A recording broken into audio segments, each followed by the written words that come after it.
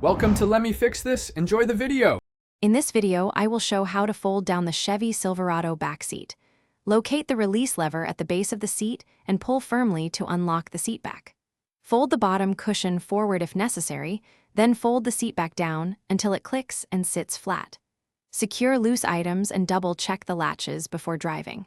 Practice once or twice to make it quick and smooth next time. Start by clearing cargo and raising the console if present to avoid snags.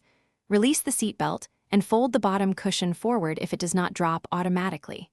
Pull the seatback lever and rotate the seat back down until it locks in the folded position. If the headrests interfere, lower or remove them first. Always test the latches and stow any loose objects to prevent rattles while driving. Practice the motion to speed it up. If you're finding this video helpful, please subscribe and like to support more quick car tips.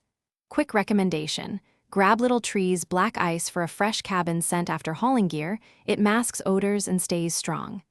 I find it works well tucked behind the seat or clipped to a vent. Check the description for the link and other deals. Thanks for the support. Now let's get back to the video. To use the folded seat as a cargo area, measure for flatness and distribute weight evenly under the cab limit. Use straps or cargo nets to secure items and avoid blocking vents or seatbelt mechanisms.